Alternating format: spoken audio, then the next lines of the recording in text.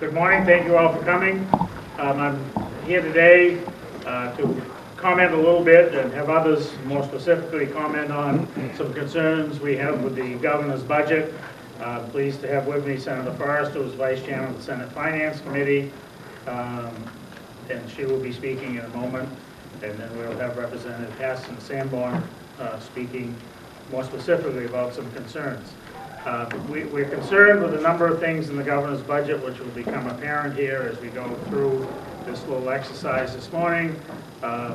Most importantly, I think, or as important as the spending, which is up considerably, is the revenue projections. And as you know, it's one thing that I and the Republican leadership in the House has been talking about for months now, that we would be very vigilant on making sure revenue estimates, or making sure we could do what we could do to make sure revenue estimates are reasonable, conservative, and something which will actually, we will receive. Nothing will get us, this state, in any more trouble than unrealistic revenue projections. It happened before and it will happen again, and we can't allow that to happen. So with that little bit of introduction, I would just introduce Senator Forrester for a few remarks.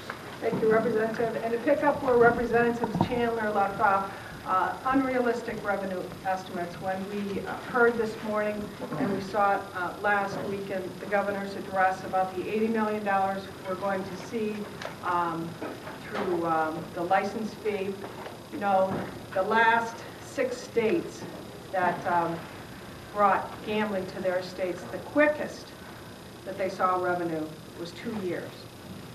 So with the governor, while I applaud her for her wanting to have high regulatory standards to bring gaming into the state, the expectation that we're going to see revenue in the first year or even the second year is very misguided, and I have grave concerns about that.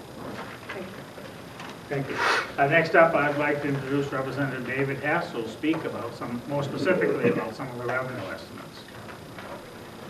Thank you very much, Gene. As you can see from the chart here, not only do we have a problem with the gambling revenue projections, but also with the fact that we have a $1 billion increase in the overall budget, which represents a 10% increase in spending. One of the ways, apparently, that the governor would hope to account for that increase in spending is with exaggerated revenue estimates. In particular, I just want to focus on 5 of those estimates. And let me just say at the beginning that I am serving my 5th term on Ways and Means. The collective experience on Ways and Means among the Republicans alone in estimating revenues exceeds 100 years.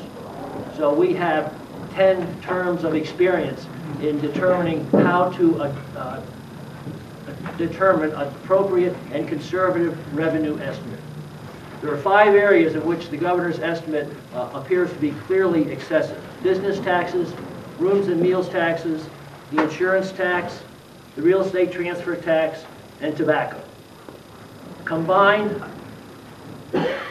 those estimates in those 5 items alone exceed the estimates that Republicans on House Ways and Means have concluded at the present time by $103.7 million over the biennium. $103.7 million. Now, we are the same Republicans that 2 years ago estimated revenues which, as Senator Morris indicated the other day, are within 1/10 of 1% of what we're actually bringing in. So we know what we're doing. But it's not a partisan issue. It is not a partisan issue. The Ways and Means Committee, as of last week, estimated revenues in these same categories to be $91.2 million less than what the governor is projecting. So the issue is broad-based, it is not partisan, and we are in agreement, both Democrats and Republicans, on Ways and Means, at least at this time. Now, after the governor's estimates, perhaps the Democrats will decide their estimates are low. But as of this time, before the governor's estimates came out, we and the Democrats were almost $100 million below the governor's estimates, both of us. Thank you. I'll be happy to answer questions then. Thank you, David. Next up, we have Representative Sanborn. As you know, one of our firm unswerving policies, I guess you'd say, is to do what we can do to help businesses with tax reform, and Representative Sanborn will speak to that. Thank you. Good afternoon. All of us ran for office on a platform focused on jobs and the economy because that's what matters most to the people of New Hampshire. We know that small businesses are the backbone of our economy, and we need to do everything we can to encourage their success and growth. I am concerned about some elements of the governor's budget which appear to make it more difficult for employers, not easier. In the past 2 years, we reformed a number of tax laws to help business community, and especially our small businesses. Now the governor is reversing these reforms we just passed. This does not give employers a sense of predictability and stability, and increases their tax burden. The governor has also committed to taking $26 million from small businesses through increased auditing.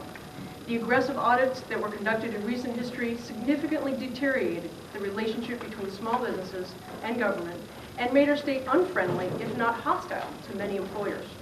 When combined with the suspension of tax reforms, the governor's budget takes $43 million from New Hampshire's job creators over the next biennium. 2 years ago, we passed a budget that avoided increasing any tax or fee on businesses and citizens and started to roll back nearly the 100 taxes and fees increased when the governor was majority leader in the Senate. I am concerned about the tobacco tax increase in the governor's budget, which will undoubtedly hurt New Hampshire's employers and the economy. Raising the tobacco tax 30 cents per pack brings us to a point where we have truly eroded the New Hampshire advantage and will substantially and negatively impact cross-border sales. Numerous small businesses and their employees will suffer as people will no longer bother making the trip to our state to purchase cigarettes, liquor, lottery tickets, food at restaurants, gas, and other items. And if the gas tax is increased, as the governor alluded to, this would also hurt our economy. If you were to ask the businesses on Main Street here in Concord or in Keene or Portsmouth what they need to do more business, I can tell you that most of them would say they need more customers. This means they need people with money in their pockets. When the government keeps taking more and more of citizens' money, people have less to spend at the coffee shop, the auto repair shop, the dentist. When you squeeze more money from small business owners, you take them away from their operations and pull money away from consumers they need, you do not grow private sector jobs. When the governor uses unrealistic revenue growth assumptions and money from a casino that may never exist, she creates a real climate of uncertainty. Businesses have already seen tax increases like the LLC income tax and the campground tax that go directly after them when the state inflates revenues in a budget and then finds itself in a shortfall in the end. We want to give our economy a chance to flourish and our employers a chance to make it through these tough times. That's how we grow jobs, that's how we keep youth in our state, and that's how we attract young families here. I hope the legislature will utilize the realistic and achievable revenue estimates presented by the Republican House Ways and Means Committee, avoid spending money it does not have, keep its promises to the small businesses in our state, and keep taxes low for everyone. That's the traditional New Hampshire way to balance the budget. Thank you very much. We will be pleased to answer any questions if anyone has any. Well, as far as the $103 million, is that, is that number based on, does that number roll in changes that Governor Hassan anticipates in her budget? That's just... It does not. We wanted to make it absolutely clear that we were comparing apples with apples. So with respect to the additional revenues expected by auditors, that was taken out of the business tax estimates. With respect to the cigarette tax increase, 20 cents a pack, that $20 million was taken out, so that all of these numbers, to the best of our knowledge and ability... Does that contemplate the Medicaid expansion that she says is going to yield extra 20-something million? We don't believe that the proof has been set on that claim. We think it's totally speculative, and we think that time will only tell on that. That's sort of like the Medicaid enhancement tax litigation. So is that in there then? No, it's not. Okay. This is just the 5 areas that I highlighted in my testimony. I would like, if I could, I was remiss in pointing out that we have the real guru of budget estimates, revenue estimates, Representative Major, and I just wanted to acknowledge his hard work on working on this too. So for that, you have made a point that her revenues include gambling, but through the course of budgeting history, proposals, whether they be the governor, the House, or the Senate, include proposals that have not passed one chamber or the other, are not law. So it's just a proposal at this point, is it not? it's a proposal, but I would hope that this governor, like any governor, would make realistic and honest proposals based upon practical, problematic outcomes.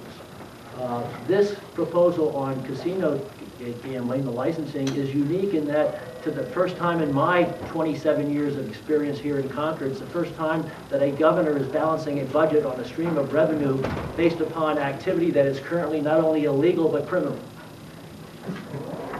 So last week, in the wake of the budget release, Senator Bradley actually said that he thought that the governor's revenue estimates on existing revenue sources were conservative and good. Was he missing the boat, clearly? You'll have to ask Senator Bradley on that question. I will say that we're highlighting 5 revenue streams that we think where the revenues are exaggerated, and many others we are in the same game. We are in the same ball game. I don't know if Senate Ways and Means has actually gotten into this exercise seriously or not. You know, on first impression, when you react to a speech in generalities, I can understand that he may have had an impression that upon closer inspection is not borne out across the board. And I would also add to that gambling question that you had, forgetting the fact of whether it passes, doesn't pass, or anything else, the fact of the matter is it's pretty unrealistic, I think, or at least quite unrealistic, that we would receive, even if it passed, whether we would actually receive any money during this biennium. That's a huge problem.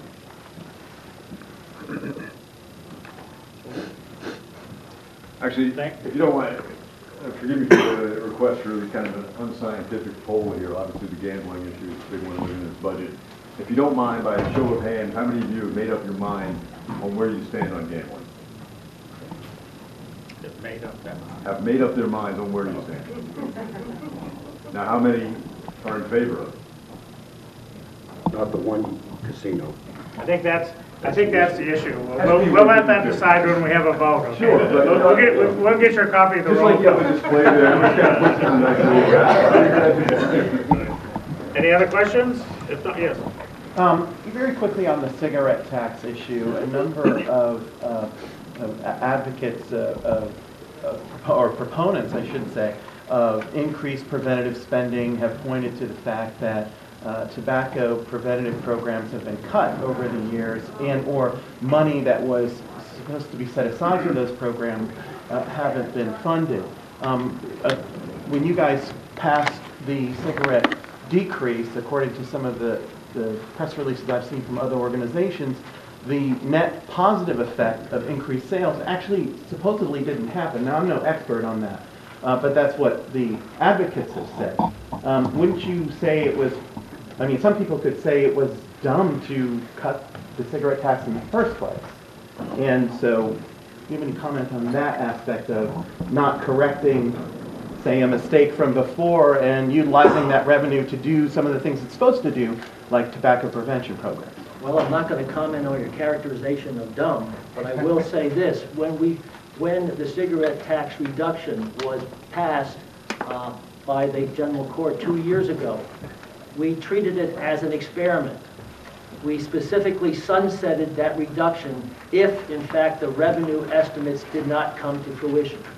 The latest numbers I have indicate that those revenue estimates will not be reached, which means that as of sometime this summer, I think July 15th, the tax will automatically go back up unless other legislation is passed. These estimates and the governor's estimates, to my knowledge, are based upon existing law. And existing law says, in all probability, the tobacco tax is going to go up a dime. I'm not commenting on whether I support that or oppose it, but that's our basis for making these calculations, and so that's what we're assuming. But that was an experiment. Thanks for the clarification. So, Dave, just to clarify, so you're saying that your estimates that you talked about here, where they're much higher than what the Ways and Means, you were including a 10% increase, or you're not? We were assuming that current law is going to be the law in effect for the next biennium, and that assumes that the tax, well, that assumes based upon revenues to date, that the tax will be raised back up that additional amount. Again, we're just trying to do apples to apples. Gary. You know, I'm not commenting on whether that's going to happen for sure, whether I want it to happen or I'm going to oppose it, but I'm just saying we're doing apples to apples. We're trying to make sure the playing field was absolutely level on these revenue projections. So just to clarify his clarification, the 91 million that you're saying is short, does that include the 10% increase or not? Yes, it does. Thank you. In both the governor's estimate and the House Ways and Means estimate, the Republican House Ways and Means estimate. Thank you. Okay, thank you very much. Thank you all.